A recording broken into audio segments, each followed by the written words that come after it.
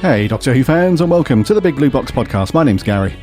My name's Adam. And we're back together for episode 327. Yeah. One day, I shall come back. Yes, I shall come back. Until then, there must be no regrets, no tears, no anxieties. Just go forward in all your beliefs and prove to me that I am not mistaken in mine. Our lives are different to anybody else's. That's the exciting thing. Nobody in the universe can do what we're doing. I've reversed the polarity of the neutron flow, so the TARDIS should be free of the force field now. You may be a doctor, but I'm the doctor. The definite article, you might say. The trouble with time travel is, one never seems to find the time. Change, my dear, and it seems not a moment too soon. Unlimited rice pudding, etc., etc. I am the doctor! For now, for this moment, I am the doctor again. The ground beneath our feet is spinning at 1,000 miles an hour, and the entire planet is hurtling around the sun at 67,000 miles an hour, and I can feel it. We're falling through space, you and me. People assume that time is a strict progression of cause to effect, but actually, from a non-linear, non-subjective viewpoint, it's more like a big ball of wibbly-wobbly, timey-wimey stuff. I could be a curator. I'd be great at curating. I'd be the great curator. I could retire and do that. I'm the doctor. I've lived for over 2,000 years, and not all of them were good. I've made many mistakes, and it's about time that I did something about that.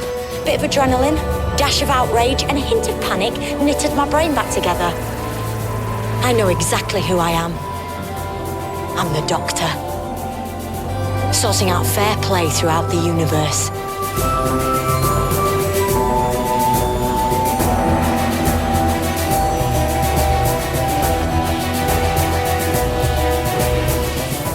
Hey, Who fans, welcome back to another week. This is episode 327. I hope you're keeping well and safe. I hope you've had a cracking week and that you've all managed to do something Doctor Who related. Doctor Who related. I was just laughing, thinking of you trying to get the round table guys to do the Allons-y at the end the other week. I was listening to it and you were like, come on, guys. So, Allons-y. Yeah, those guys, eh? Yeah. I could imagine you poking them with a stick over Skype. Come on. They were better on the second round table, must admit. Yeah. They were a bit rusty, I think, on the first one.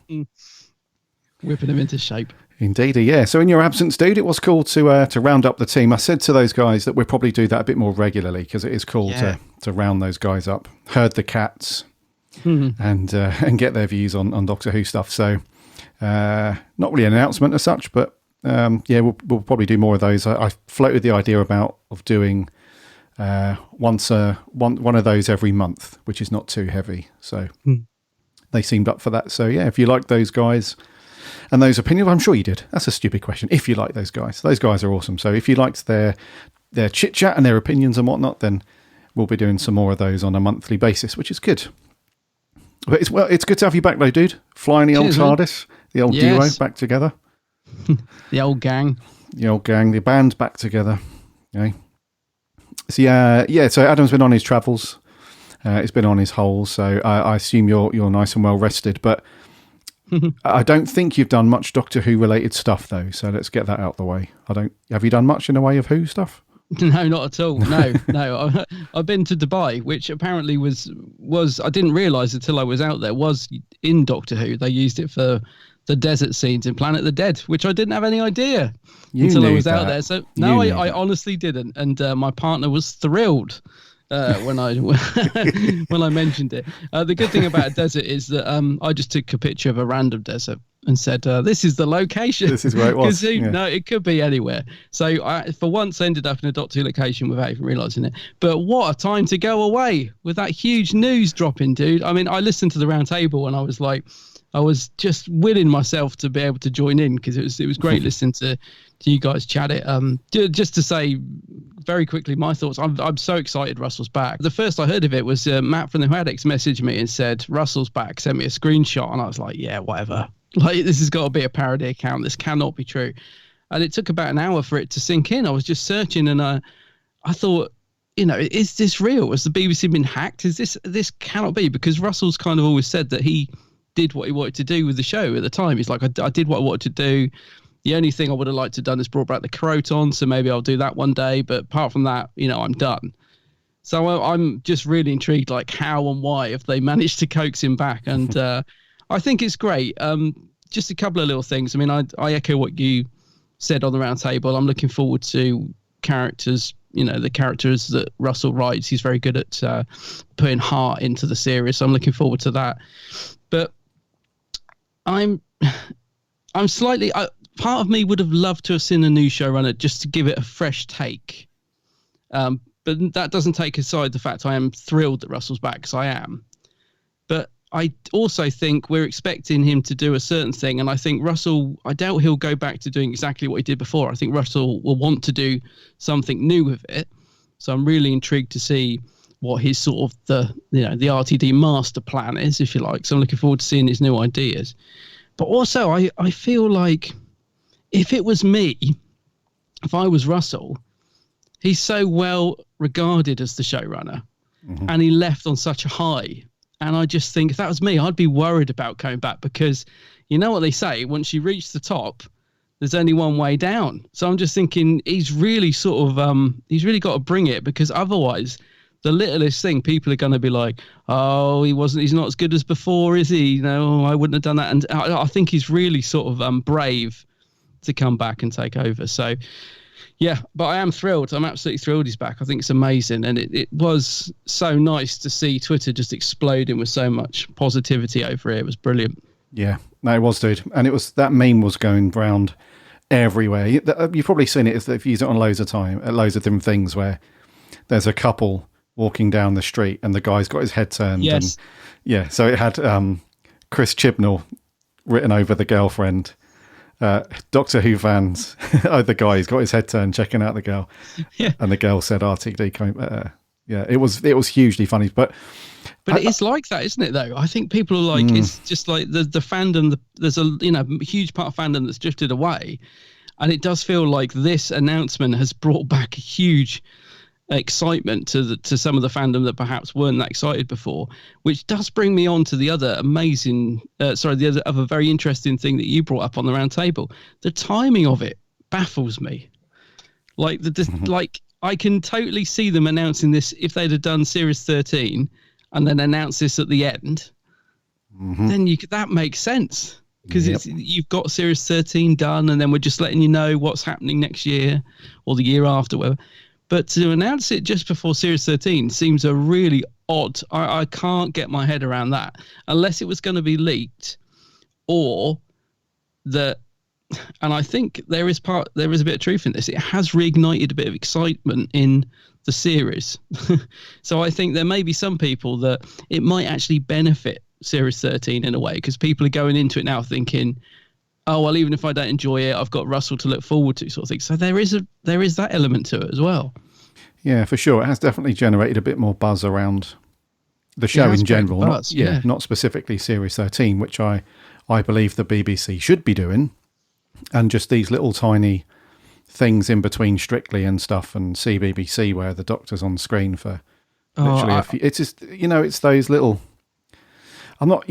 It's strange the way that the Beeb have marketed Series 13, because by now we're 2 weeks away, aren't we? We're 2 weeks away from Series 1 dropping, which we'll come on to that in the news in a second. But really, they should be, we should be seeing billboards up.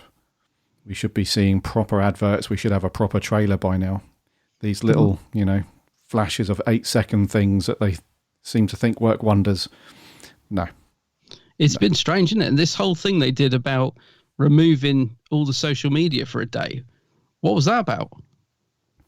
Oh, yeah, the whole, where's the Doctor sort of thing. But like the Twitter account vanished, and the Facebook and the YouTube all vanished for like a day, didn't it? And then it came back. And we thought it was going to be like a massive rebranding, because that would have made sense. But no, it just came back, and...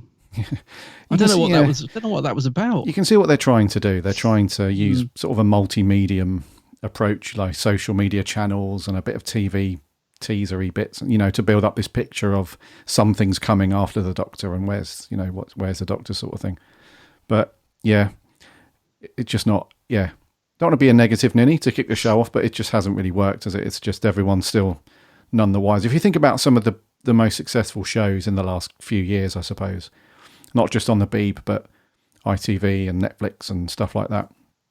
By this point, with the show being 2 weeks out, we've got like actor interviews, we've got behind the scenes. Like I said, we've got the billboards up, we've got, stuff in magazines and all sorts going on. And I know that that's money, I know that's expensive and stuff, but Doctor Who is the BBC's crowning jewel. It should be, it should have that budget to get everybody whipped up. And so the timing's weird, because you'd think that they'd be doing all that stuff, but then out of nowhere, it's like, oh, Russell's coming back. So I'm 99% sure that was to get in front of a leak that was going to come out. I'm pretty sure. I would imagine so. I mean, that's the other thing I hope we get when Russell comes back, is he was very much the face of Doctor Who as well, wasn't he? Not just the Doctor, but he loved putting himself out there, doing interviews. He used to do the Doctor Who magazine production notes, and he really threw himself into Doctor Who. And I think Maria said it on the round table, probably absolutely knackered the poor guy out. But, he is so enthusiastic. With Chibnall, he's the absolute opposite. We don't see or hear anything from him.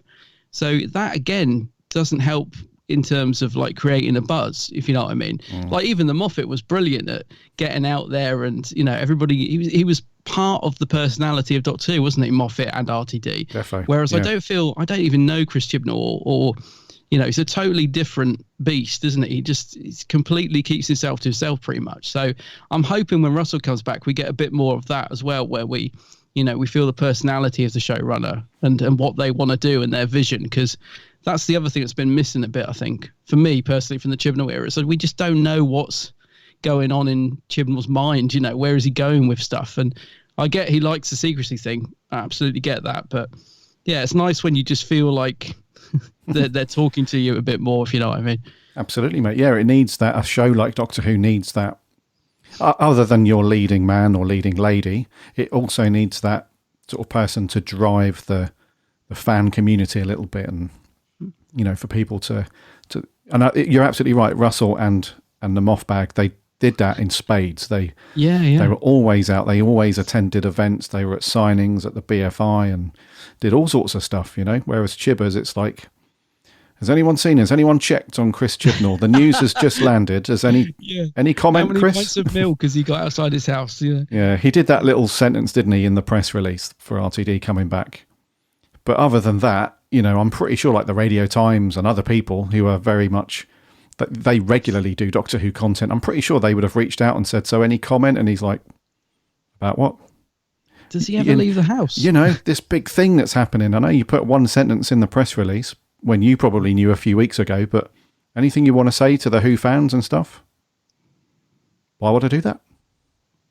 I've made the show. Go and watch it. I'll see you later. Yeah.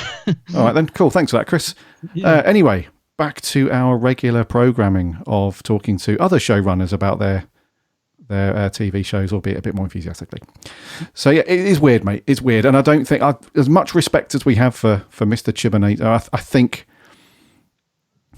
it's horrible to say. It is a bit harsh, but I don't think he's going to be missed in the same way when we lost RTD the first time round. Mm-hmm. Or when the Moff, the Moff came on, he got a bit of a kick in, the Moff, let's be honest. However, he was still missed. I think there was such a huge fan base for Matt's Doctor and everything that the Moff did. So I can't say the same for Chibbers. I don't think there's going to be that big outpouring of, like we had with the other two. So there you go. But I knew you'd have similar thoughts to us, dude.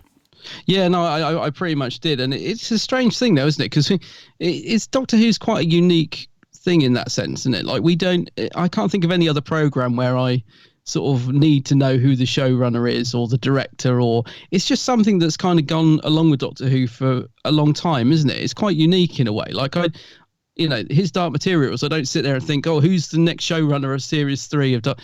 It's just something about Doctor Who, like from the JNT days to knowing the writers like Terry Dix and Barry Letts. It's just something that's always been part of Doctor Who that we seem to sort of latch on to who's producing it and making it. It's this very personal thing. Whereas I can't think of many other TV shows where we get that, if you think about it. Like, you say RTD comes on, promotes Doctor Who when he was showrunner, but I can't think of like many other shows that do it. It's just something that's part of Doctor Who, I think. Yeah, you normally have it more with movies. Like film directors and producers, they're very vocal most of the time, and they will jump on the press junkets and do the whole press tour thing alongside the actors. So you normally get it with films. You're absolutely right. With TV, it's scarce unless you go into like Blu-ray special features and you see like a round table. But the only thing that I've seen them do it on really is the Star Wars stuff. So the Mandalorian and some of the upcoming stuff. You'll see like Jon Favreau and those sorts of people. They'll be very, very open and engaging with the community and stuff like that. So Doctor Who falls into that very unique bucket of, although it's not absolutely necessary, it really helps the show. It definitely helps. You know, it's one of those fandoms where you just need, maybe that's why it works with Star Wars as well. It's one of those fandoms where you absolutely need, the fans not need to know, but it's really cool to know who's making the show and what their thoughts are and all that stuff. I think it's the big franchises that are successful that need that. So like the Lord of the Rings stuff that's being made at Amazon at the minute, that's going to have it absolutely. So yeah, you're absolutely right, dude. Yeah, like the face of Doctor Who, not just the Doctor. Yeah. So it's exciting times, man. It's exciting times. We've got a bit of a wait on our hands until. And mind you, having said that, with Chibbers in control, we did have a wait to see what episode 1 was going to throw up in terms of a new series with Jodie's era. I think, though, even though the first episode of the new Russell T Davies era is going to be a little ways away, I still think, because of exactly what we've just spoken about, I think we will see a lot more of him and the show before it actually lands, though, before episode 1 of his stuff lands. Do you know what I mean? So with the Chibber stuff, we wouldn't see anything, and we just have to wait until episode 1 lands. I think with Russell stuff, I think we will see more information and a lot more stuff landing prior to his new series in 2023. Yeah, I know it sounds so far away already, but yeah. I think you said it on the round table. I think with Russell, I get the feeling he's raring to go, and I reckon he's got something. There must be a reason. There must be something in him that he wants to do. He wouldn't come back just because. Let's put it this way: he's not short of work, is he? He must have thought of a concept or an idea that he really wanted to do for him to come back. So I reckon he's raring to go. And I think you said on the round table, I think he's just being respectful to Chris.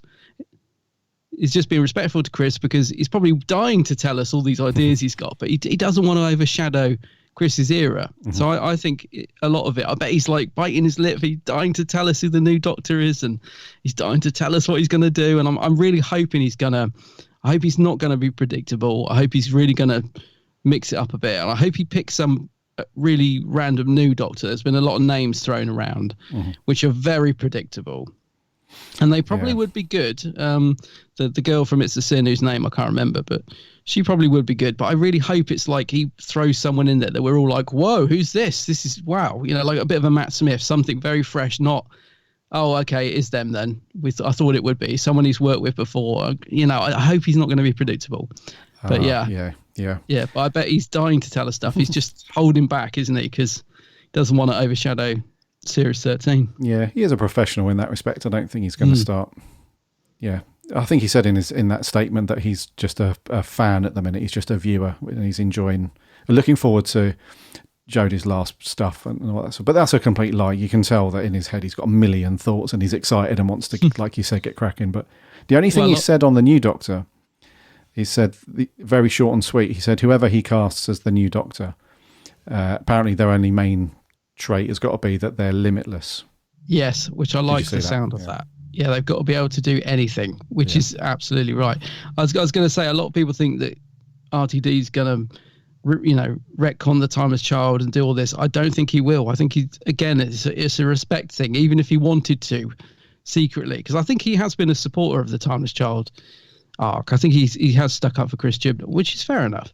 But I wouldn't expect him to come in and rewrite stuff. I don't know. He might surprise us, but I doubt it. I think he just won't touch it. If he doesn't want to get involved in it, he just won't go there, I think. But yeah, I don't think he's going to come in and immediately change things back to how they were when he was showrunner.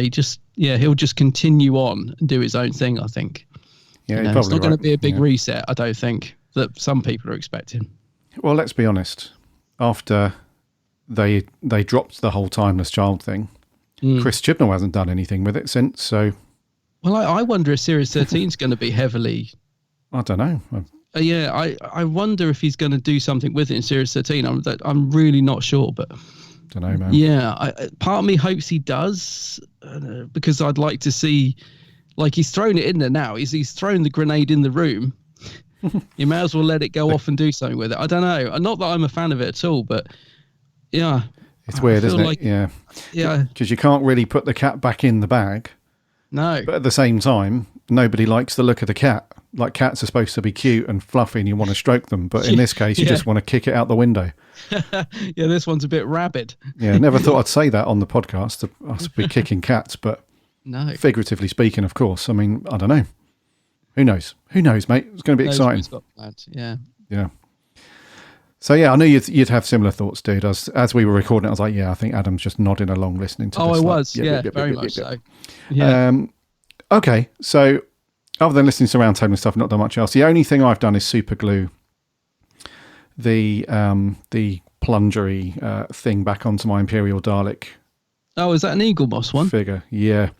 Dropped him, mate. Yeah. I was cleaning, I was dusting the other day, and alas, it landed right on a thing and snapped off. So he's a little bit worse for wear at the minute. So if Dalek Tat was still with us, he'd be cracking up laughing, I'm sure. Oh, he would. But yeah, so super glue back on. It looks right at the minute. I don't want to mess around with it too much, but he's a golden, white and gold Dalek for the listeners. The Imperial from Remembrance. He's Imperial, yeah. So the advice of the day is just be careful when you're handling your, as you well know, one of your. I drop everything. Yeah. I drop and smash everything. Honestly, my poor Tetrap.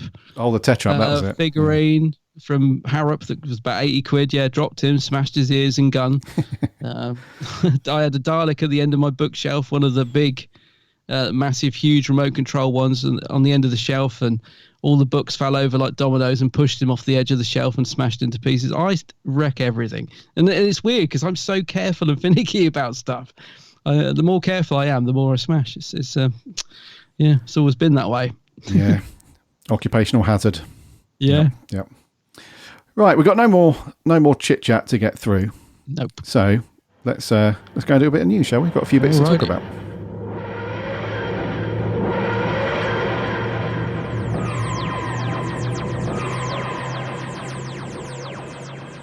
So first up, and this is only a very quick thing, we've already mentioned it briefly, but we have a release date now for Series 13. I need one of those round of applause sound bites where the roar of the crowd is just happy and clappy and stuff. But poppings of corks. Yeah, we finally know when it's going to drop. So mark your calendars. I'm sure you've done already. Halloween, October 31st is when episode 1 of Series 13 is going to drop. As usual, we have absolutely no idea on what's going to be happening in this episode. All we know is we have a new companion, obviously, with John Bishop. Mandip Gill is still with us. Talking to those guys, I think it was this morning, actually, or last night, one of them posted an Instagram shot to say that those two had finally filmed their last scenes together, and they had properly wrapped on probably next year's specially stuff. So that's all done. But anyway, Series 13, we now have a date. So, dude, we've got something new to look forward to, which is awesome. So in terms of our schedule, we've got, after this week, we've got the next 2 weeks of stuff, which we'll let you know on later to close out the rest of October. And then as it lands on a Sunday night, and we record midweek, we will give you our review of that first episode in the first week of November. So that's when our review will drop for that. So that's something to look forward to, dude. We've got episode 1 dropping soon. It's all good. Yes, and Halloween as well. I mean, that date's been rumoured for ages. It's nice to have it confirmed, I have to say. I've got to admit, I mean, I am looking forward to New Who. I'm looking forward to a new series, but I've got to be completely honest. That trailer, that little teaser that they keep playing, really makes me cringe. You know, the one with Jodie talking to the screen, and you've got Mandip and John in the background doing some excellent I'm doing stuff on the TARDIS console acting, and he's like, "Doctor, we need you," and she's like, "I've got Weeping Angels in it," and she's doing that out of breath acting. It's so cringy. I'm like, please don't let that be the level of acting in the series, because if it is, I might have to hand over to one of our writing team, because I can't subject our listeners to 6 episodes of just me constantly saying how bad it is, because I really hope it's not. I mean, don't get me wrong, I'm looking forward to it, but that teaser, mate, honestly, every time it comes on the TV, it just makes me cringe, the level of awful acting in it. Yeah, and it's only like 20 seconds long. Mm-hmm.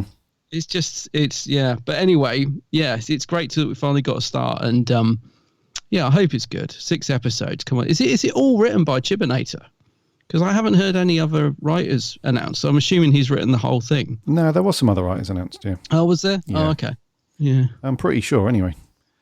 Because they announced very early on, didn't they, that they had a couple coming back from Series 12. Yeah. And, of course, Chibbers is going to write. So he's wrote the majority of them, to be fair, dude. Okay. It's only episode 4. It's written in conjunction with Maxine Alderton. But the rest is all Chibbers, mate. Sorry, you are correct, yeah.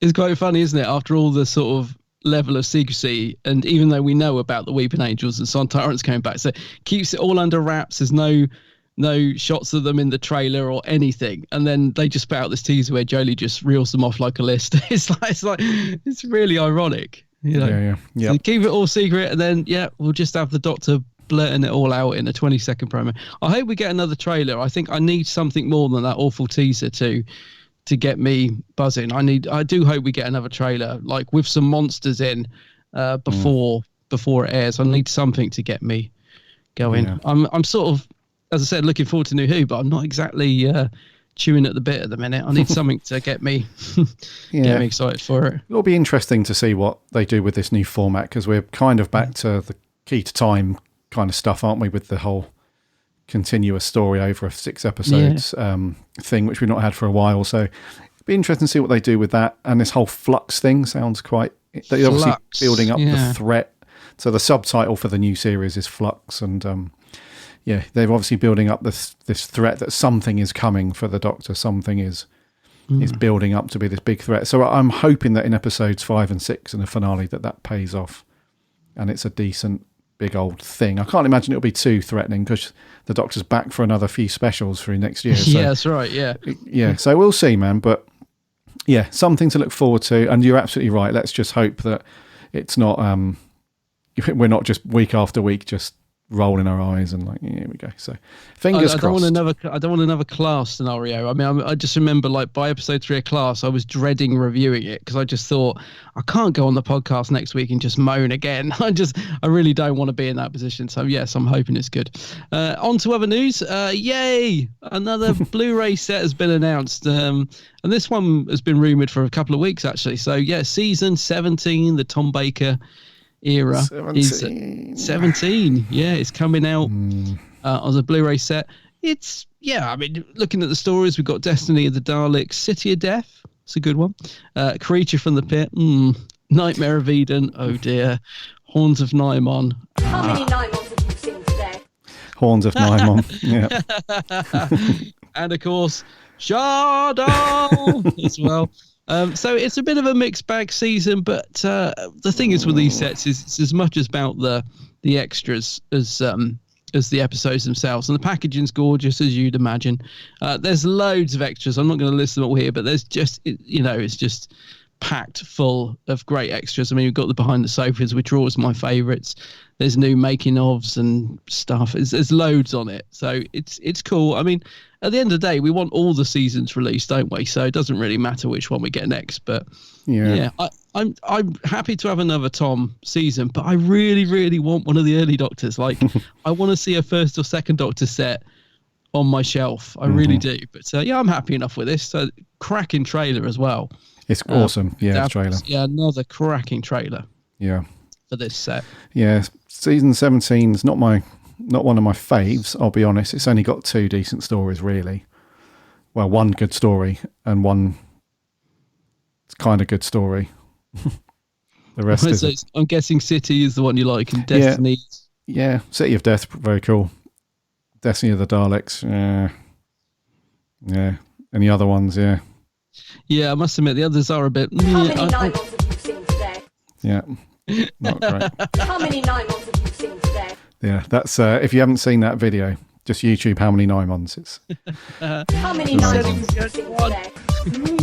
3. You better some hussy. Yeah. So for comedy value, Nymons, yeah. Watch that one for a laugh. But yeah, but as you're absolutely right, dude. We need all of them at some point, so we can't just not have the ones that we're not huge fans of. I mean, it's all right. It's okay. It's Tom after all.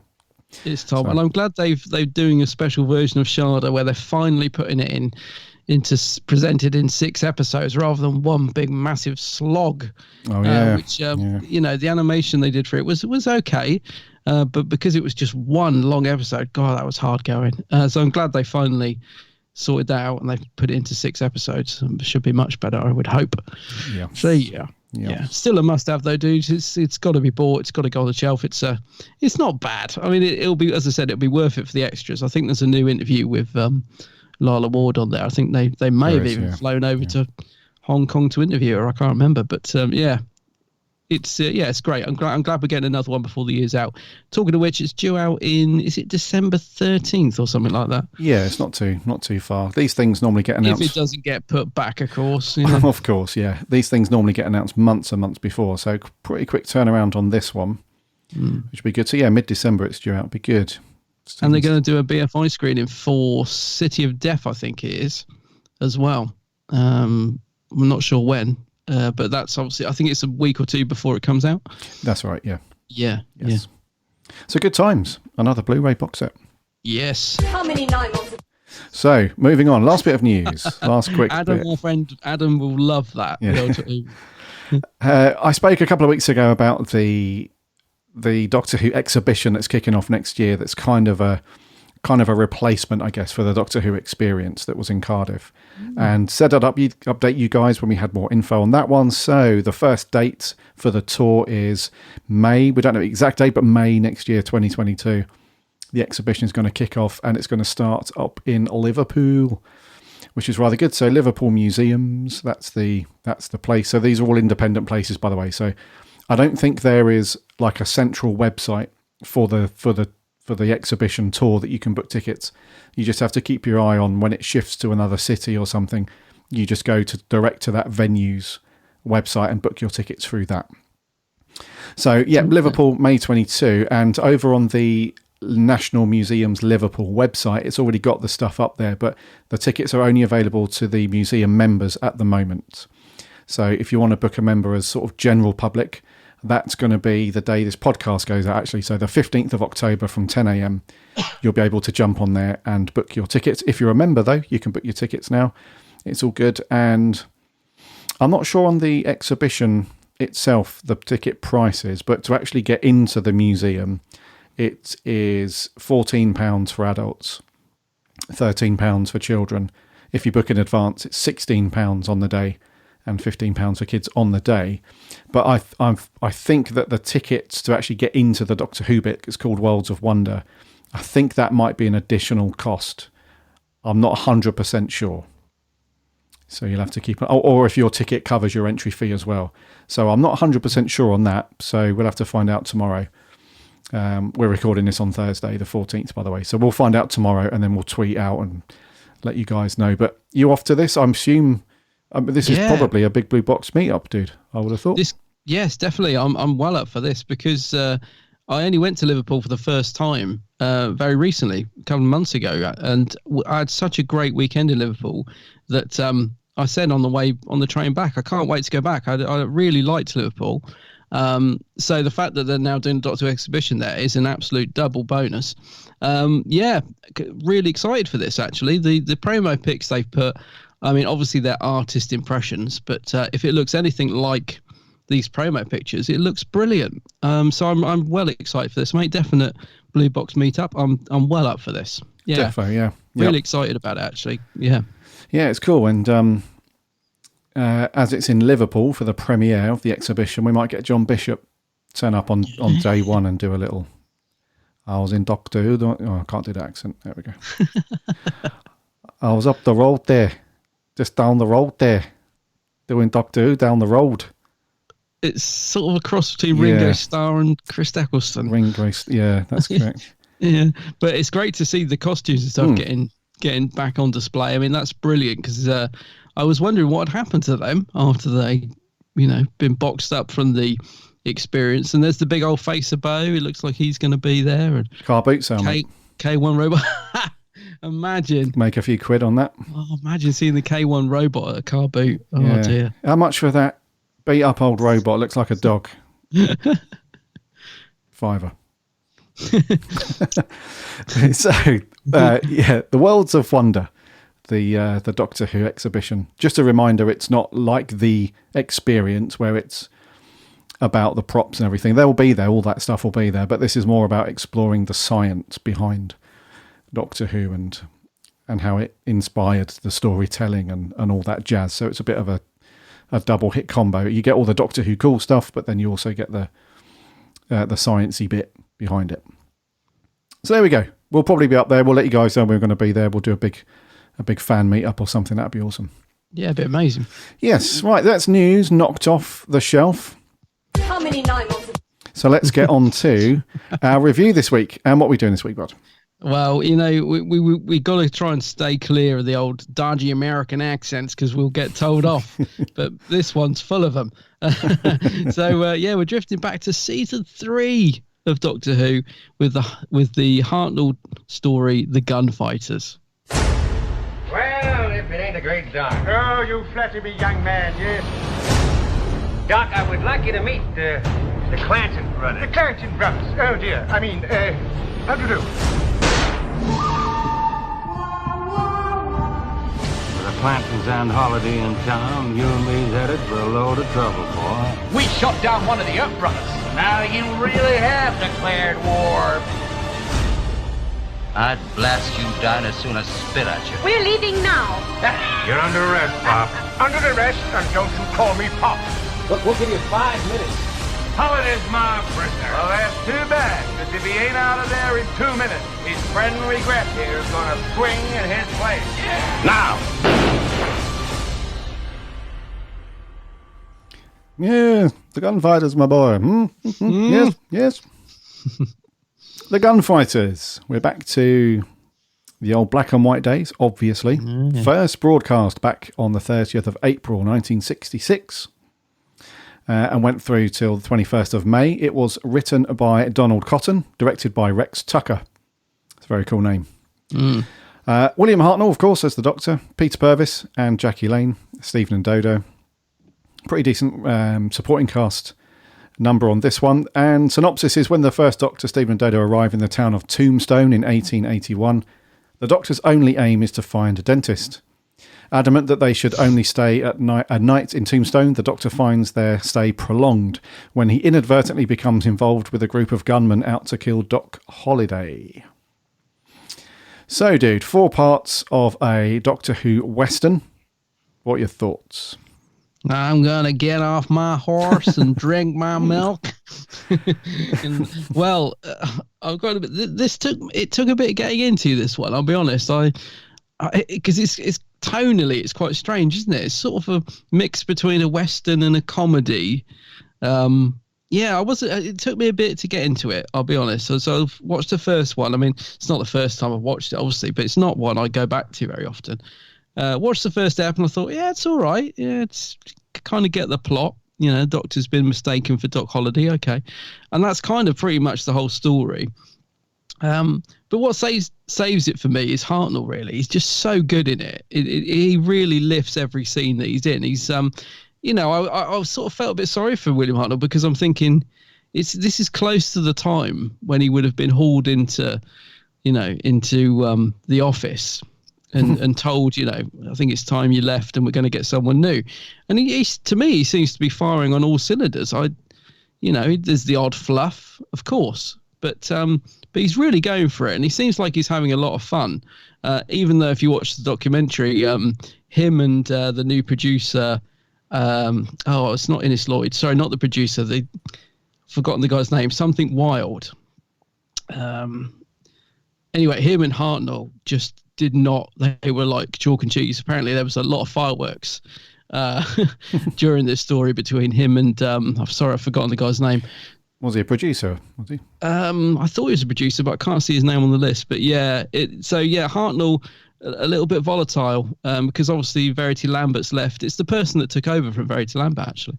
Obviously, Verity's left, so Hartnell's a bit wild off camera, apparently. So you wouldn't know that looking at it. To me, it seems like he's having a blast. He's really into the story. He's delivering the humour really well. He's finding a really good balance between being the serious doctor and throwing in some comedy lines. I love the stuff like, how don't call me Pop and all that. It gets very irascible. All the stuff I love from Hartnell's Doctor. So overall, I enjoyed it. I think it's a bit of an odd one. I think you have to be in the mood for it, certainly. Because there were times when I was getting a little bit... I think in the middle, I was getting a little bit sort of starting to flag a bit because the story itself is not that great. It's a very simple story, but I like the fact it's trying something different. It's interesting to see Doctor Who doing a Western. It's interesting to have like these musical interludes that sort of fill in the gaps of the story. Very strange, but again, I like it because it's different, but it does start to grate on you by episode 4 a bit. So a bit of a mixed bag. Overall, though, I enjoyed it, and I liked the fact it was trying something different. But I wouldn't say it's a classic. I just think it's one that, if you're in the mood for it and you haven't seen it before, it's a good little watch, and it's got some good moments. But yeah, it doesn't quite reach the heights of a classic Hartnell for me. But I liked it. Okay. I think I agree with you on most of that, dude. The thing I agree with you the most on is that Hartnell is the star of making this, because the story itself is really, really simple, but it's dragged out over 4 episodes. Yeah, exactly. Yes. It's just a bunch of dudes who want to kill this guy. That's it. That's as far as and as in-depth as it goes.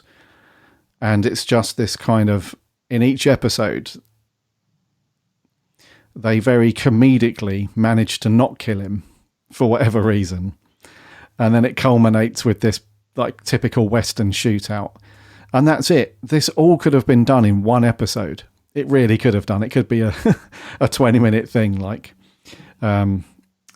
So in order to, in my opinion anyway, in order to circumvent the whole really stretching out the story across 4 episodes, it really needed something, which is Hartnell for me. He just, like you said, it's weird because he's on his way out at this point, isn't he? So we've got 2 more stories for series 3. And then he's got those 2 little interim stories at the start of season 4, or series 4, should I say. And then that's it. So at this point, he's absolutely aware, isn't he, that, it's see you later time. Yeah, like the writing's on the wall, unfortunately. Yeah. But like you said, it doesn't seem to affect his performance in this. I'm not sure exactly what went on behind the scenes. Maybe he was cranky and stuff when the cameras weren't rolling, but certainly in front of the camera, he was just awesome. He had that real good classic mix of kind of grumpy Hartnell. He had a good mix of comedy, and that one of those rare times that they explored this thing with the Doctor where Hartnell's Doctor was a little bit black and white, and I don't mean that as in visually on the screen. I mean like he was either grumpy or he was happy. There was very few times where he had this kind of McCoy, like, what's he up to? He's kind of scheming something here. Yes, I know what you mean. Yeah. I mean, he did that in a couple of stories, but it was very much on the nose and you knew exactly what it was. Whereas in this one, he did that rare thing with Hartnell where he played the dumb person a couple of times in the story. He was very much just a couple of times where, although he's playing very much the Hartnell that we know, there were a few scenes where like when he was sort of surrounded by the gang and stuff like that, he kind of backed away a little bit, and the bit where somebody got shot in front of him and turned out it was Doc Holliday up on the stairs and stuff, and Yes, yeah. You know, he was like, oh, you know, he knows exactly what's happened, but he's like, oh, you know, take this gun from me and all that sort of stuff. So those things combined, it just makes for such a cool performance. And to be honest with you, mate, it's just really needed because, like you, hugely, like you know, to the end of episode 2 and certainly through episode 3, I'm just sitting there thinking, if I hear this bloody song one more time, yeah, and if stuff doesn't move forward. I remember the first time I watched it thinking, oh, this is cool. You know, they're changing it up. You know, this is something new for Hartnell's era. This is kind of cool. But then the same thoughts came back to me as the first time I watched it. As soon as I'm into episode 3, I'm like, I'm not going to fast forward it. Obviously, I'm not going to skip, but I'm really tempted to do that right now. Just skip to like halfway through episode 4. So it is a bit of a padded one for sure.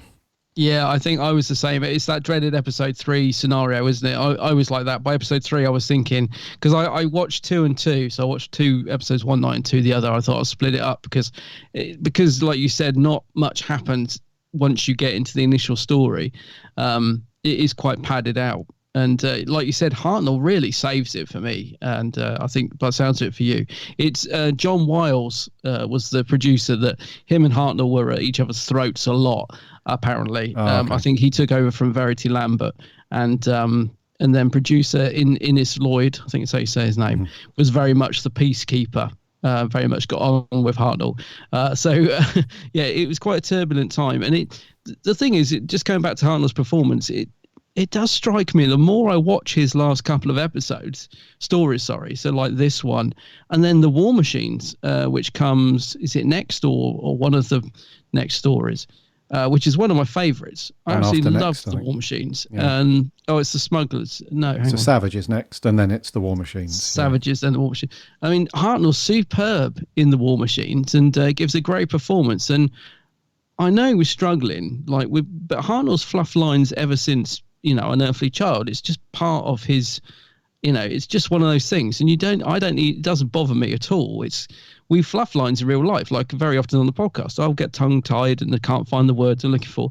It's strange because it's more of a realistic thing to actually fluff your lines. But of course, in television, you want to be word perfect, which actually isn't true to real life, but it's just the way it is.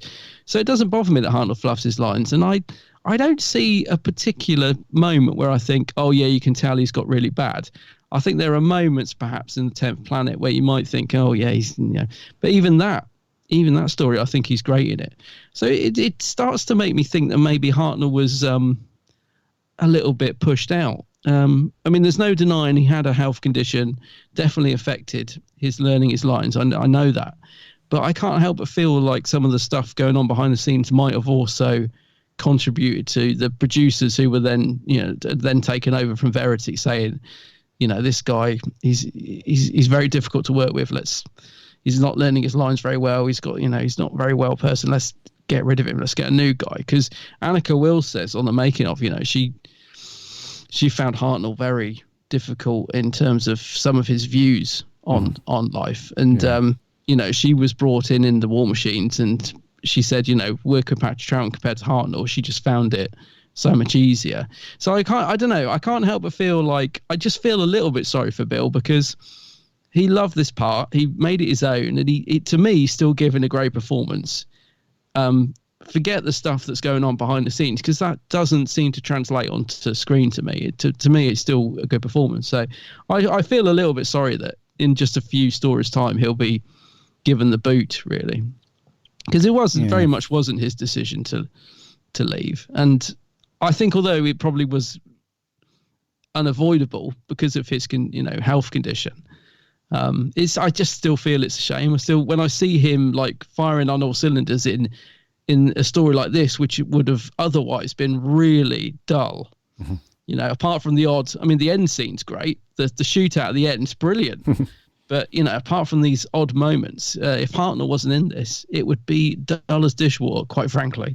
Yeah, no, agreed, man. Definitely agreed on that, dude. It's one of those stories as well where you can just tell that things are not quite right behind the scenes, because although William Hartnell didn't get on quite well with the producer that you mentioned, is it Wiles? Yeah. John Wiles, is it? Was it John Wiles? Yeah, John Wiles. Yeah, both him and Peter Purves really didn't like Rex Tucker either. Oh, really? Oh, I didn't know that. Yeah, they didn't get on at all. They both felt that Rex Tucker thought that Doctor Who was just beneath him, sort of thing. It was just a crappy little show that he was brought on to direct for. He didn't really, because he was unhappy with loads of things. Apparently, Rex Tucker, he really wanted an all American / Canadian cast. That obviously was very difficult. They couldn't do that. Mm-hmm. He wasn't happy with the ending, to the point where he just wanted his name taken off of the last episode. Really? He just wanted to be uncredited on that last episode because he was so unhappy with the ending and stuff like that. So you can tell that. And also Peter Purves alongside didn't get along with Rex Tucker. He hated the script as well. Yes, he didn't like it at all. He says he watching it back, Peter Purves says, he thinks he quite likes it, but he didn't at the time. He hated the script and the story. Yeah, he thought it was rubbish. Yeah, exactly. So you can tell that, behind the scenes, things weren't quite rocking and rolling as you would. I know that happens a lot on TV, especially with Doctor Who. There's always, someone's unhappy about something or whatever. But it just goes hand in hand a little bit with what you were saying about William Hartnell being almost forced out. It must have not been a nice, thing to have to work through as the lead actor, the leading man on a show, to know that your time's almost up. And then you just don't get along with the director and this person's annoying you. And yeah, so I think that does affect the overall vibe of this episode to me. It definitely does affect it. And it's weird because it doesn't affect the next two, though, in my opinion. So the Savages and the War Machines, they're like the opposite for me. Like, you can tell that all of the cast members are really doing the business and kind of believing in what it is. But I honestly feel like that with the Gunfighters, it's a bit like, I don't know, it's like there's only a couple of performances that are believable to me. Maybe that's because the performances weren't very good from a few people, but really it was just Hartnell and the lady that played what's her face. Can't remember her name. Yeah. That won't surprise any listeners. Yeah. Our memories haven't improved while I've been on holiday. Yeah, what's her? The woman that's going to run away with Doc Holliday. Yeah. Who works in the bar on the piano. I thought she wasn't very good, but you can tell that she was given it. She was in top gear on a few scenes, and she was quite good. The rest of the people, the other cast members, we'll come back to Peter Purves and Jackie Lane in a minute, but the other cast members, it was to me a combination of they were trying too hard in most of their scenes. It was like, right, guys, have you watched any Westerns before? You've seen a couple, right? Go and watch them again. Go and watch, the whole cowboy thing, and you should be fine. So when they come back, they're all doing this really exaggerate, like their movements as well, and like everything's exaggerated, and the way they try to deliver their lines, it's like, yeah. So I don't know how you feel about the supporting cast, but no, I do get what you mean. I mean, the accents, they are. That's the thing. I think some of them are trying really hard, but like you said, almost too hard. Like the guy at the bar, I quite like him. The barman. Oh yeah. I liked him enough to feel sorry for him when he got shot. I was like, oh, he didn't deserve that, because he was being really kind. But and I think he's the guy from City of Death as well. I'm pretty sure it's the same actor. Yeah. So I liked him, although it wasn't the best performance. He was a likable character. But yeah, some of them, I think the guy who's playing Billy is really going for it. You know what I mean? He's like you said, trying way too hard. It's almost cringy, really. And a lot of the other cast as well. Johnny Ringo's being very sort of pantomime villain. Dude, Johnny Ringo. Just on him for a second. Played by Lawrence Payne. Did you notice that in a few scenes he just completely didn't bother with with his American accent? Yeah, just I know. Turned it off.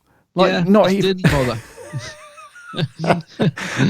There are some scenes where there's a few of the actors where you think, okay, that line sounded okay.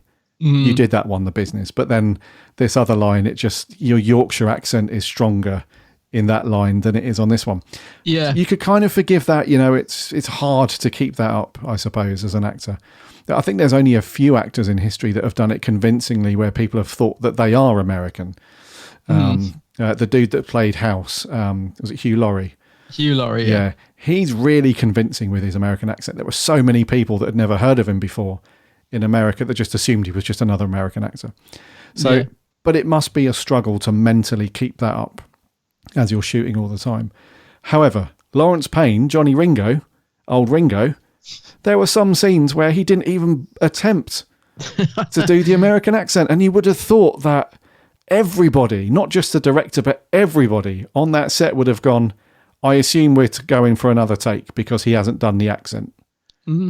But no, it's just remarkably, they just carry on. It's like, oh, okay. They just carry on. So he's from Leeds at this point, is he? Okay. And then in the next scene, it's like, oh, you're from Kansas again, are you? Okay, cool. We'll roll with that. It's fine. So what was a story that we canned recently for all the bad accents? Was it Dialects in Manhattan? And, it had a few good ones, didn't it? Yeah. Yeah. Do you know what, dude? I think it's just a case of you've got to go with it, man. You've just got to accept the fact that some British actors are just mediocre at the US accent. So you just kind of go with it and just think, okay. But it's just fun. It's more. I think it's more funny than anything else. Yeah. I was going to say, you kind of get a bit like with Dice Manhattan. You kind of get used to it after a while. But I mean, even Peter Purves, he sort of he starts doing the American accent just to sort of fit in, and then sometimes he does it, and sometimes he doesn't. But that's obviously he's not supposed to be American anyway. I think he's just doing it as the character trying to fit in, and then he kind of gives up. Exactly. As well. Yeah. Which is weird because he played another character, didn't he? Or he was in Doctor Who before he became Steven Tyler, but I can't remember if it was supposed to be the same character. I don't think it was, but he was American, so maybe it was a different character. And again, it was a very dodgy American accent that he did. I can't remember what story it was. He was in The Chase, wasn't he? I think The Chase. That's it. Yeah. Playing somebody else. I think Morton Dill in The Chase. Yeah. That's it. Yeah. So so he had to do an American accent for that, and let's just say, I'm afraid it hasn't got any better by this point in the story. It's interesting that he didn't like the story at all. He seems to be fairly into it. I mean, he's sort of going for it. I think it's the fact he didn't want to sing the song. I think he said he didn't like. I mean, it is. It is hard work, isn't it? That song. Yeah, got Jackie Lane who's doing her best to pretend to play the piano, and it's a right old carry on. You can tell they're sort of gritted teeth, can't wait for the scene to be over. Yeah. So the accents aside, I think the supporting cast, they're not terrible, mate. There's a couple of decent little performances. I think the barman was quite cool. You can tell that he had really studied other barmen in Western films. He was kind of authentic. Yeah, I think that was, for me, I think that's kind of the tipping point for this story. I think it's, if you're going to try and do a proper Western, which they're obviously trying to do, there has to be some level of authenticity, because even though Doctor Who bends the rules a little bit with this stuff, if the authenticity falls flat, then it just becomes like a pantomime. This could have very easily been a stage show to me, with the different sets just coming on like in a high school play sort of thing. So the thing is with this story though, it does drift in and out of that a little bit. It does. So there's a scene where it's all the bad stuff is in one scene. It's a bit where what's the barman's name? What's his bloody name?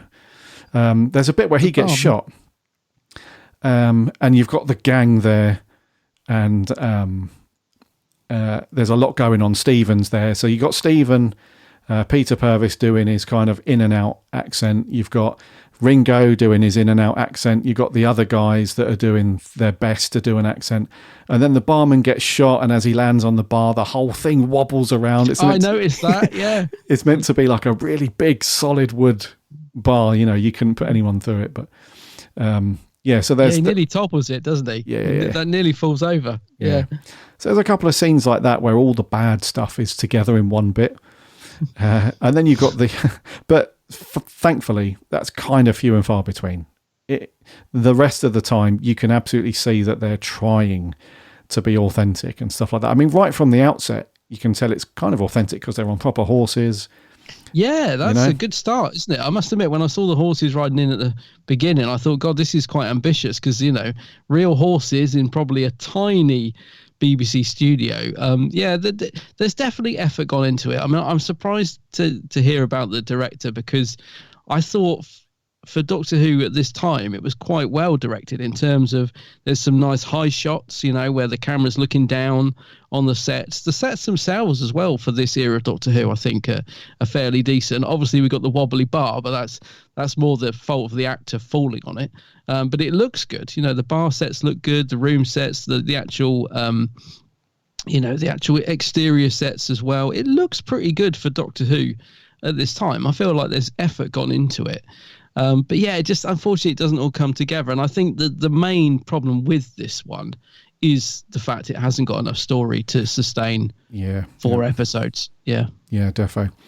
And the whole vibe of the thing as well, it's kind of weird. It's the sort of thing that you'd expect in the modern era of Doctor Who to be some kind of comic relief special or something like that. That's if they were to fast forward, 60 years, whatever, that would be the kind of thing that you would have this, with the whole, I guess in modern times you would mock the accent, you would try and do it in a comedic way, and you'd have, I don't know, you'd have Hugh Grant off singing the song with the thing, with the telephone number around the bucket and stuff, and you'd have the Doctor kind of going in and out of stuff, and companions in costume. It very much feels like a novelty story, like it's a sort of thing that you would do for a laugh, but they're trying to do it seriously. So the whole vibe of the thing is weird to me as well. Yeah, the tone is definitely a bit odd. Yeah, it's weird, isn't it? So what do you think to the music then? This song that plays in and out of every single. It's like they've replaced like the standard wipe of a cut with a bit of a music intersection, and it's. I didn't mind it at first in episode 1 when they did it in the intro leading up to the story, and it kind of sets the tone for quite nicely. It's got that old kind of the old piano and everything you'd expect from Western music, but from a Western, should I say. But then when it keeps coming in all the time, it's almost like it's, the really, really old black and white films, the silent films from... Yeah. There was always a person that held up cards and they sort of take the other one away and take the other one away, and it spelled out exactly what was happening because you needed it to, because there was no sound. It was almost like... it was almost like that they were trying to do that, but with song. So as you go between sort of various parts of the story, you'd have that person saying, blood on the sawdust. Okay, because there's just been a shootout or someone's been shot or something. So what did you think to the whole story, the using the music thing? Because I don't think they did it after this until, bloody hell, Song for 10. In Tennant's era. Say it's a long time. I agree, because I think at the start it's quite nice because you think, oh, this is a bit different for Doctor Who, but then by episode 3 you're like, oh, that blimmin' song, because it's quite dreary, isn't it? That's the problem. It works okay at the beginning because, like you said, it sets the scene, but yeah, by the time you get to episode 3 and 4, it's just such a dreary, almost depressing song that when it kicks in, you're like, it's not as if the episode itself is exciting. It just adds to the gloom. So yeah, it gets a bit too repetitive and boring, unfortunately. But I agree with you. I quite liked it to begin with, but it quickly gets boring. Yeah. Yeah. The Ballad of the Last Chance Saloon. Our guys at the Lost and Gallifrey podcast are going to be, they use it relentlessly. They're going to be shouting at their phones listening to this, aren't they? Because they love it. But you use it well, guys. You use it well, but you do. Yes. Yeah. Interesting little fact. Just a little ditty one. The woman who performed the song is Linda Barron. Oh yeah, I read that somewhere. Yeah, do you recognise that name? She's been in loads of things. She was in is that the woman from the Tortured episode, the one at the wedding? Is that Linda Barron? Or am I getting confused? Not sure. The one that turns into I think it's Reese's mum, isn't it? Is that Linda Barron? I don't think so. No? Oh no, that's Nerys Hughes. What am I talking about? It's Nerys Hughes. Linda Barron. I know the name. Yeah, she's been in loads and loads of... She's not the gravy advert woman, is she? Yeah. No, that's not the... You mean the Oxo advert? Yeah. No, that's not her. That's Linda... That was, what's her name? MP for Clydesdale North from the advert. No, it's not. No, we're really getting confused. No, that's not her. You know who I mean, though. I do. MP, what's Harriet Jones. Jones, yeah. No, she was in the famous. What advert are you talking about then for gravy? Yeah, the Oxo one. That's a different woman. Is it? Yes. Oh, of course it is. Yeah. No. Oh, yeah. Oh, we're really getting tangled now. Hold on. So, so who's Linda Barron? Well, hold on. Let me just let's clear this up. Let's get this Google. If you're listening and you're not from the UK, back in the 80s, there was a very popular advert about Oxo, and Oxo is like a little beef yeast extracty cube that you use to make gravy for your roast dinner. And the advert was really popular. So Linda Bellingham. Linda Bellingham. She's the gravy woman. She's the gravy woman. She's also she was a very big TV actress here in the UK. Yeah. So that's the Oxo woman. Right. Nothing to do with Harriet Jones, MP for Clydesdale North. Nothing to do with her. Linda Barron. She did. I'm pretty sure she did quite a bit of TV, like kids' TV, back in the day. But she was also she's open all hours and all that sort of thing, right? Yes. Last of the summer wine. Okay, yeah. She does look a bit like Neris Hughes, actually. To be fair, a little bit, yeah, a tiny bit, yeah. So that clears that up. So Linda Barron, she did go on and do tons of TV stuff, very successful. But she sung this theme tune. She sang the song. She wrote the theme tune, sung the theme tune. Yeah, so The Ballad of the Last Chance Saloon. Yeah. Also sung by Peter Purvis. Reasonably well. And available in all good record stores and digital download. Indeedy, yeah. Probably. They actually put a copy of this song, didn't they, on the It is on something. Yeah, there's a special CD soundtrack release or something like that where you can listen to the whole thing in all its glory, which is rather nice. Yeah. Right, what did you think to Jackie Lane then? We haven't spoken about Dodo in a little bit, but well, she doesn't really get anything to do, does she? She gets kidnapped for a while, and she ends up having a good old crack with Kate. Is it Kate? Yeah. Yes, it's Kate. Yeah. Sheena Marsh. Yeah, Kate. So this Doc Holliday guy, he's arrived back in Tombstone, and he wants to get Kate, and he wants to marry her, and they're going to run off together. That's basically the story, isn't it? But these these rotten tootin' cowboys, they're trying to take him out. So while trying to accomplish that, they kidnap Dodo. They take her off, and they stay in this other. Well, they actually stay upstairs in the same bar as where these dudes are.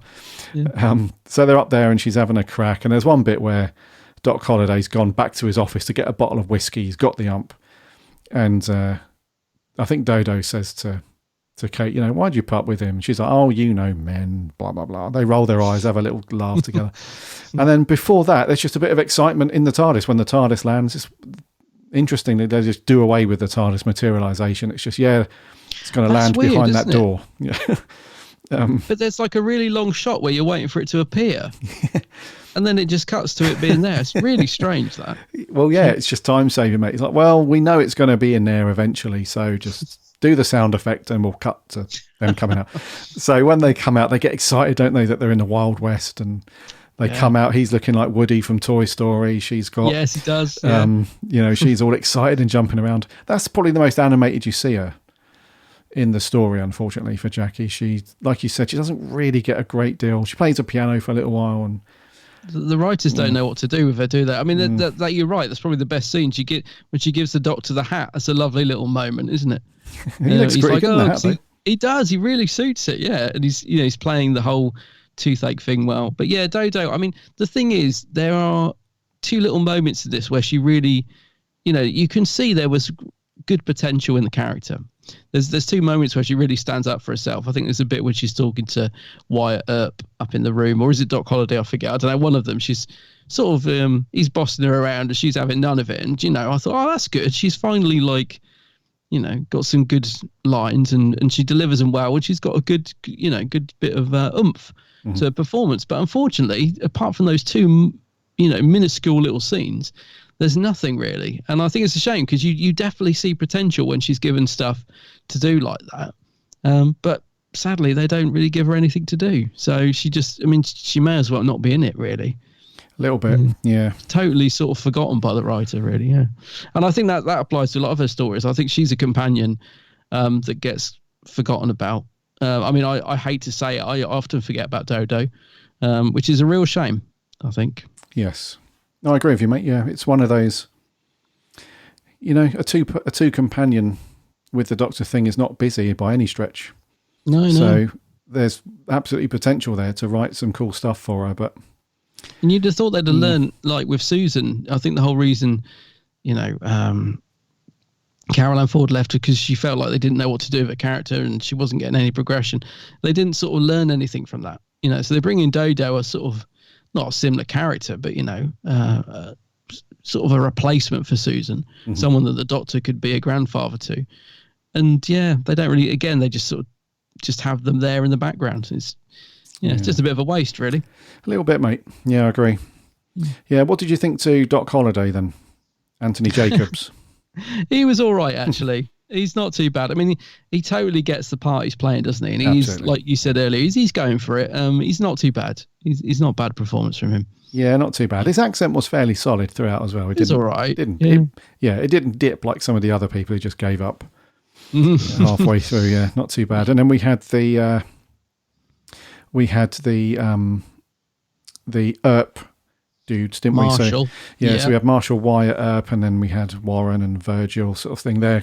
They're absolutely useless. Like in terms of Western films, the sheriff and the deputies and stuff like that, they're always useless. You know, they always either get shot or they can't stop whatever, you know, crime the outlaws are gonna, you know, they just can't do it.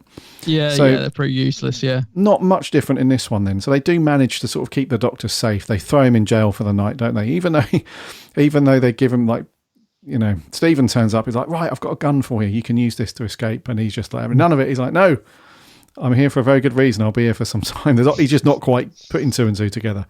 Yeah. And then the Earps, you know, they don't really, you know, they're trying to protect him. You know, they don't want him to get shot because they still think that he's Doc Holliday, weirdly enough, which is the big kind of the thing, isn't it? It's like a person swap. It's like, well, you've got Doc Holliday's gun. It's got his insignia on it. And you're a doctor sort of thing. You must be Doc Holliday. And that's sort of weird. Even though they know Doc Holliday's upstairs with Kate, nobody tries to prove anything wrong. So they still think at this point when he's in jail for the night, he's the real Doc Holliday. So they do their best at trying to protect him and stuff. And it's not until the showdown at the end that, you know, they shoot all the baddies. But it's not a bad shootout, actually, is it? For the time, you know, like fight scenes and shootouts in early Doctor Who can be very staged and clunky. The shootout in this one, again, I'll give hats off to the director. It's pretty good for the time. For the time, yeah, it's not too bad. Yeah, for the time. Yeah, but one of the Earps, is it Marshall? He actually knows that Doc Holliday's here because he bumps into him in his office and has a conversation with him and all the rest of it. So he's in on the game. He knows, you know, he knows the crack. But yeah, I do like the fact. I mean, this whole thing with the Doctor and not having guns. I like that because that's run through Doctor Who for quite a while. I think you compared it a bit to the McCoy era earlier, didn't you? Hartnell, and that, you know, McCoy's Doctor was very much anti-gun and wouldn't carry a gun. So I like the fact it's still present even in this very early stages of Doctor Who. Yes, indeed. So the Earp characters weren't too bad. So Marshall, John Alderson, not too bad, those guys. I think I preferred them to the Clanton gang, you know, those guys where they're... Yeah, we're definitely on the Earp side. Yes, yeah. So the Clantons, so that's Reed de Rohan, William Herndale, Maurice Good and David Cole. Those guys, they were just trying a bit too hard, I think, to be like cowboys from a Western rather than their characters just happen to be, you know, American. You know what I'm trying to say, but... A bit more caricature, yeah, I know exactly what you mean. Exactly, yeah. A bit more caricature than trying to do their characters justice in terms of what they were trying to do. But overall, are we missing anyone? Are we missing anyone from here? No, not really. I think we covered it all. Johnny Ringo, Charlie. Was it Charlie who was the barman? Charlie's the barman. David Graham. Yeah, poor old Charlie. Yeah, he did. Charlie. Got blasted. Bless him. Yeah, it was Ringo, wasn't it, that shot him? Oh, nasty old Ringo. Yeah. Okay, and then there's no kind of, there's a little bit of incidental music. It's not amazing. It's just the priority for the music is the ballad song that kicks in. The rest of it by Tristram Cary was fairly light on the ground. I can't remember anything. Yeah, he can be quite experimental, can't he, Tristram Cary? Some of his music's a bit wacky. Yeah. But not too bad. I mean, it didn't really, it wasn't too outrageous in this. I think it was all right, but there wasn't much from what I remember. Yeah. Okay. Right. I think we could probably do another podcast diving into the details behind this one, but to wrap it up from sort of story and character and all that stuff, let's put some scores on the door, unless you've got anything else. No, not at all. No, it's all good. Okay. I've no idea who's going to go first. You go first on this one. You go first. Okay, I'll go first. So I'm going to give this a 4.5. Oh, wow, that's low. Yeah, because initially I thought, this is not a bad kind of middle of the road kind of story. But then again, I thought, actually, no, I just didn't really enjoy it certainly past episode 1. It's so stretched out in terms of story and the accents and the song and everything. It's just, it was one of those stories where I came away from it thinking, I just didn't really enjoy it that much. It was okay. It was okay. Hartnell was great and everything, but I didn't think afterwards like, that was a cool one. Just not really enjoyable, mate. Yeah, it's not one I'm going to go back to that often. I'll be honest. It's not bad. I would sort of quite happily sit there with it on in the background, but it's not one I would watch. It's not like a War Machines where I'd, really, really enjoy it. I'll give it a 6.5. Most of that is for Hartnell.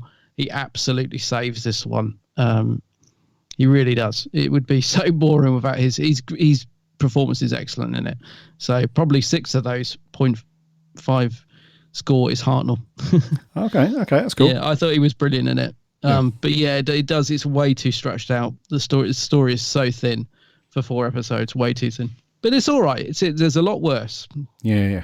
I read you. Okay. Watchable. Okay, so a not so great 4.5 from me and a slightly better 6.5 from him. What did our awesome listeners think? So it's great to have you guys back, giving us your thoughts on Doctor Who. We're going to go with the audio reviews as always first. So kicking off from Down Under, Sammy Satine. G'day, Gary and Adam, Sammy Satine here. So, the Gunfighters, the poor first Doctor. Fancy having to go to a dentist. But why in the Wild West?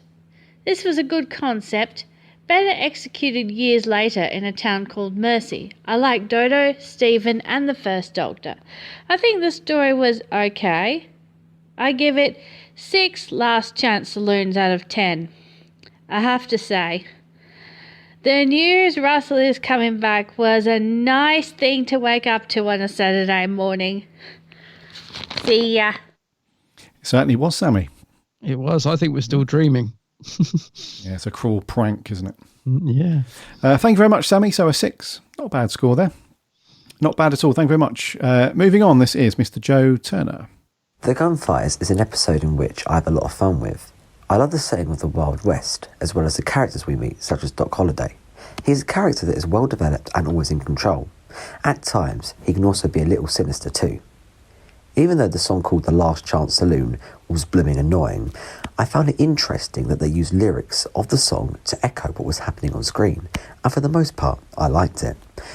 Peter Purves as Stephen was good in this story, and he's a great singer. However, Dodo could have been utilised more. William Hartnell as a Doctor was his usual witty, no-nonsense self, and I loved his performance as always.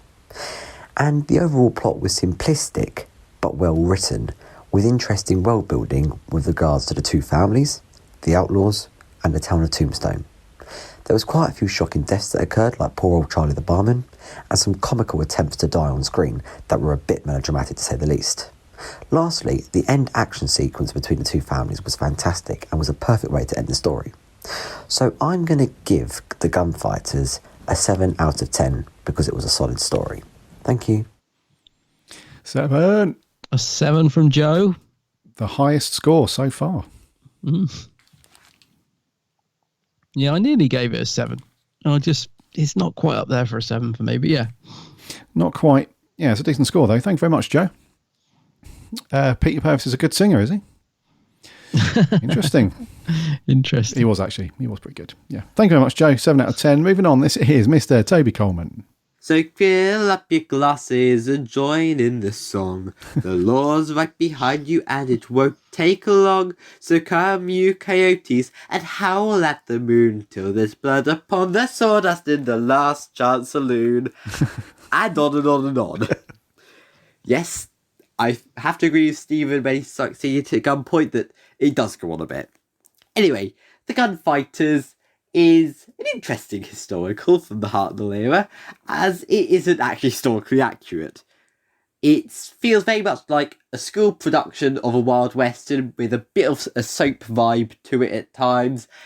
It's fun. I love the costumes that Stephen and Dodo have, and the Doctor and the mistaken identity plot is rather interesting.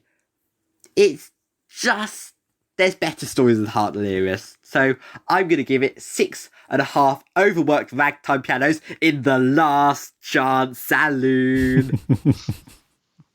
That was wonderful.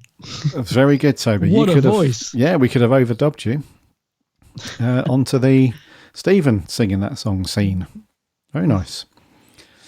6.5 then from Toby. Yes. On par with you, dude. Yeah, the mistaken identity thing, Toby, I'm pretty sure that was, the word interesting is interesting to me, that you've used that word. So yeah, 6.5 from Toby, thank you very much. Moving on, this is Neil Campbell. What about you fellas? How's it going? So, the Gunfighters, I'm going to be honest, I've always thought this is the weakest story available from the William Hartnell era. I'm just not fussed. I think the American accents are dreadful. It's more like a pantomime. And yeah, I think it's quite weak. Now, I think in recent years, within Doctor Who fandom, it seems to have got a bit of love and affection, and that's fine. And the fact that it has the ballad of the Last Chance Saloon, that was the first time in Doctor Who history a song specifically written for a Doctor Who story itself. So that's pretty cool, and we came to fame for it. But there are some great scenes in it. I love the scene where the Doctor is introducing himself and his companions, and your man goes, Doctor Who, and he goes, quite so. I thought that was really well written. And then the scenes where the Doctor's in the dentist chair and whatnot with Doc Holliday, I thought that was very good. William Hartnell's mannerisms are brilliant, and he's so funny without even trying to be funny. So that's obviously a plus. But just the accents and all are awful. I just, it's a bit of a mess, to be perfectly honest, but you can see why back then some people within Doctor Who circles didn't want historicals anymore. They're hard to do. But anyone that may have been a Thunderbirds fan when they were younger, Shane Rimmer and David Graham are in this, and they voice Scott Tracy and Gordon Tracy, respectively. But yes, Stephen's a good companion. I've always said that. I've always liked Stephen. But yeah, all in, it's not a great story. I'm going to give it a 5 out of 10. Cheers. 5. 5. Neil. I didn't know about the Thunderbird voices. It's interesting. Yeah, I think it was one of the dudes that was that played. Was it Stingray and Thunderbirds? I think the actor that did that stuff. I don't know.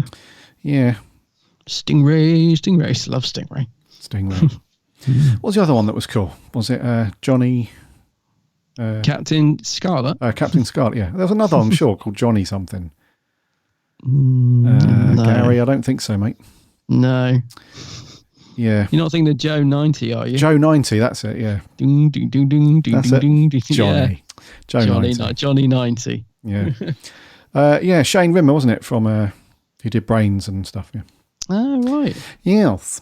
You're Charlie the barman, the geezer that got shot. Oh, right, that figures. Oh, yeah. Man. Yeah.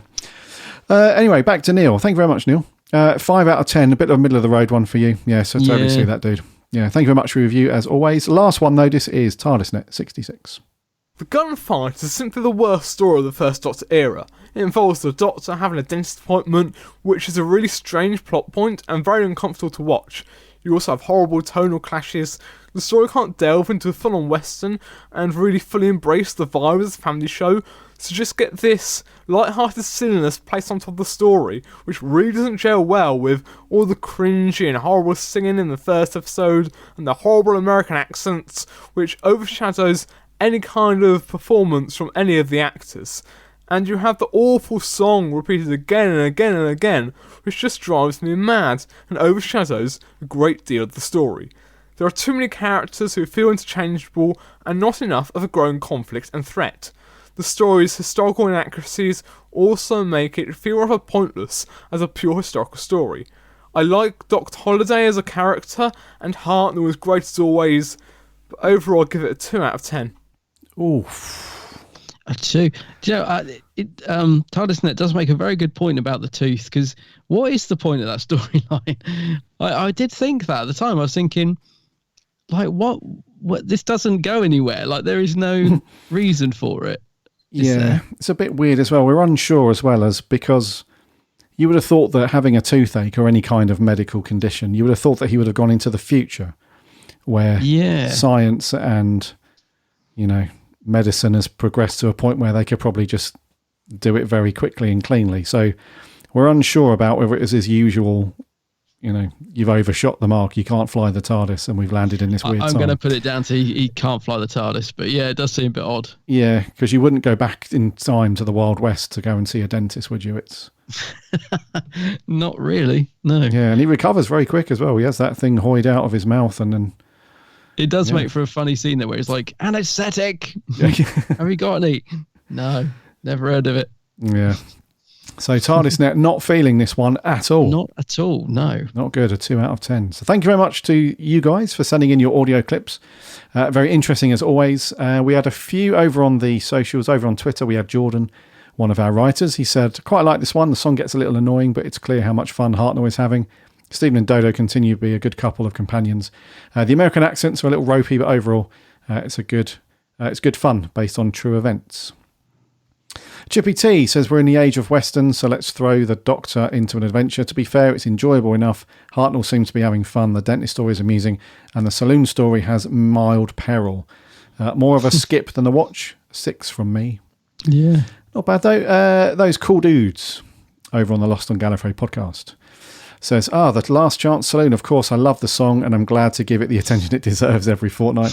But what about the story? It's light, fluffy Hartnell that whizzes by and keeps you smiling. 7 out of 10. Hope you boys enjoy. Yeah. And then goes on to quote, flip up your glasses. Yeah. Very good. Very good. Dan Pinn says, the song becomes rather annoying after you've heard it a couple of times, which is a shame as the story is pretty good. Hartnell is wonderful and having a whale of a time. I quite like the TARDIS team. Not sure why Dodo is so disliked. Her and Stephen make a great double act. Very true. They do make a good double act. It's just, I think, Dan, the thing is Dodo just doesn't get much to do in many of the stories, so she's a bit sort of left behind, I think. Yeah. Yes. Another one of our writers, Maria, she says, this is real comfort Doctor Who. Yes, there are some dodgy accents, but all of the team are having fun. Who knew Peter Purvis could be so funny as a cowboy in the Last Chance Saloon? Who knew, Maria? Yeah. Doctor Who Home says, actually really enjoy this one. Hartnell is on fire and all the actors ham it up to perfection. It looks brilliant too, and the final gunfight is really well shot. The song is a bit frustratingly catchy though. I can feel it creeping back into my head already. An 8 out of 10. Dear. And lastly, Sarah Louise, the running Whovian, says, this is only the second time I've watched it. It's a romp, comedic in places, cringeworthy in others, and that song is so annoying and becomes an earworm in the days that follow. I probably won't watch it again though. 4 out of 10. A 4? Oh. A 4. And then we had a couple over on Facebook. First one from Charlie Turner. It's quite long, so I won't read it all of it, but it says, out of the Hartnell stories that you can watch of him to this present day, I unfortunately find this one to be a low point of his entire run. The song that plays every 5 minutes is fine, as this is the Wild West themed movie, but trying to incorporate it into Doctor Who somehow clearly doesn't seem to fit. It goes on to give it a 3 out of 10, unfortunately. 3, okay. And Aaron Moody says, the Doctor is my Huckleberry, lol. How can you not like the earworm of the Last Chance Saloon? It's cool to see the Doc travelling around Tombstone. Funny that this story is considered the first Western told on British television. I think in the US at the time, most of prime time were Westerns. Anyway, gives it 3 out of 5 teeth. 3? 3 out of 5 teeth. So, a mixed bag, really, dude. Yeah, no, we didn't get higher than 7, did we? No. Higher 7, my love. No, we didn't get. So that's bit of a mixed bag. Yeah, I think we got down to a 2 from TN. Yeah. Anyways, that was the Gunfighters. Thank you very much for sending in your thoughts. As always, next week, dude, what we got? Next week, so we'll be drifting into the more modern era of Doctor Who with the 11th Doctor story, The Name of the Doctor. The Name of the Doctor. I can't remember a blooming thing about this at all. Is this where Clara jumps into the time stream? Is it that one? Yeah, so this is the finale to Series 7. Oh, is it Trenzalore? They're off to Trenzalore, aren't they? Bits are coming back to me now. Yeah, bits are coming back to me, obviously you remembered the last few minutes. You must remember the last few minutes of the story where we see the of War course. Doctor. Yeah. Yeah, so like you, mate, I haven't seen this one in a while. No, yeah. Gosh. I wonder how this stands up because, it's just sort of a finale type ep, wasn't it? Yeah, it's the end of Series 7. Yeah. Okay. Yeah, indeedy. So, Name of the Doctor next week. So, get that watch. We'll be asking for your thoughts as always on that one. Bit of Matt Smith action's never a bad thing. So, we'll see how this one stacks up. But in the meantime, dude, I think we'll wrap there for 327. Alrighty.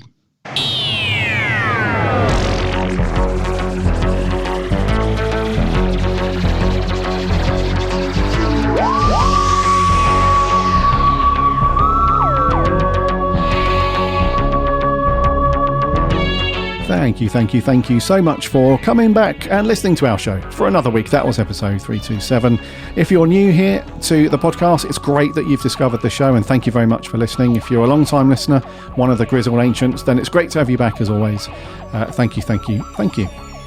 As Adam said, we are on to The Name of the Doctor next week for our review, so make sure you get your Blu-rays or your iPlayer fired up, whatever it is, get that watched. Betamax, whatever you've got. Yeah, the VHS, whatever you've got. Just give it a watch because we'll be asking for your reviews and thoughts as always. So that is The Name of the Doctor, not the Day of the Doctor, not Night of the Doctor, not the Sandwiches of the Doctor, anything like that. The Name of the Doctor is what we're doing next week because it can be a tad confusing. Until we grace your ears next week, remember to follow our show and listen for free in whatever podcast app you get your podcasts on. Just make sure you hit that follow button. That way you won't miss a show when it lands every single Friday. And if you've got a second to leave a rating or review, that would be awesome because that does help us out loads and loads. And thank you so much to those that have left reviews thus far. We're on the socials too, Instagram, Twitter and Facebook. Just do a search for the Big Blue Box, or you can find links to that over on our website, which is bigblueboxpodcast.co.uk. On the website you can also read all of the awesome reviews and articles and all that stuff from our writing team, so go and peruse around the website and give that stuff a read. And we have a free Discord server as well, which is just completely free to sign up. The link is on the website. Come and hang out with other Doctor Who fans and chat all things Doctor Who. Free. I'm not going to do it. No, because if I press that sound pad, it might cancel out. It might, yeah. It might do that, yeah. Also, as always, remember to check out my co-host channel over on YouTube. It is called The Geek's Handbag. Yes, go and have a look at my vids. I'm working on a new one at the minute. It's a quest to find the B&M sets, and you'll just see me sat in a room losing the will to live. No, go and check out my vids. And I'm also on Facebook, Twitter, and Instagram. Same name, Geek's Handbag. Geek's Handbag. Rightio then, until next week, my name's Gary. My name's Adam. And remember, Allons-y.